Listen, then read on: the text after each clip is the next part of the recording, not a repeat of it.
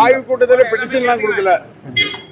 எங்களுடைய தொகுதியினுடைய கோரிக்கைகள் என்னென்ன பணிகள் செய்யப்பட வேண்டும், என்னென்ன செய்யணுங்கிறத அதிகாரிகிட்ட சொல்லி மாவட்ட ஆட்சியருடைய கவனத்துக்கு கொண்டு வந்தோம். முக்கியமான கோரிக்கையெல்லாம் எதுக்கு சார் வச்சிருக்கீங்க?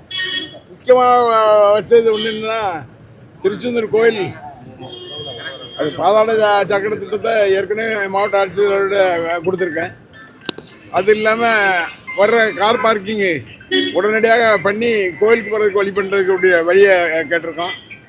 அதுபோக என்ன செய்யணும், இந்த வெள்ளம் வந்திருக்கும் போது கடுமையாக பல இடங்களில் உடைப்பு வந்துச்சு. அப்போ அடைக்கிறதுக்கு ஆளே கிடைக்காம அங்கங்கேருந்து வெளியேருந்து கொண்டு வந்து ஆள் அடைச்சாங்க. ஆனால் அவர்களுக்கு இன்னும் இந்த பணமே இன்னும் கொடுக்காம இருக்கு. அவன் தவிக்கிறான். நாங்கள் அவசரமாக வந்து அடைச்சோமே, எங்களுக்கு படம் தெரியல. அடுத்து ஒரு அதே நிலை வந்துச்சுன்னா யாரை கூப்பிட்டா யாரும் வருவாங்களான்னு கேட்கான். நாங்கள் என்ன பண்ணுறது, அதையும் சொல்லியிருக்கோம். கடந்த ஆட்சியில் தான் சார் வெள்ளம் வந்தது. ஆமாம், இன்னும் பேமெண்ட் பண்ணாமல் இருக்கு.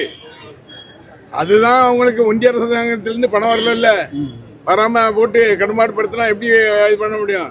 இப்போ இதை வாங்கி இது பண்ணி கொடுக்கணும்னு சொல்லியிருக்கோம் சார். அது போக இன்னைக்கு திருச்சியில் வந்து தமிழக முதல்வர் பேசும்போது வந்து மீண்டும் போட்டியே வந்து டிவி கேக்கும் டிஎம்கேக்கும் தான் அப்படிங்கிற மாதிரி சொல்லியிருக்காரு. இதை பற்றி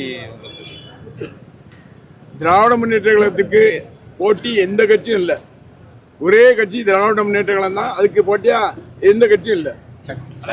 வரக்கூடிய தேர்தல் எல்லாத்துலேயுமே டிவி கேட்டா வெற்றி பெறும் அப்படின்னு சொல்லி பொதுக்கூட்டத்தில் பொறுத்திருந்து பார்ப்போம்.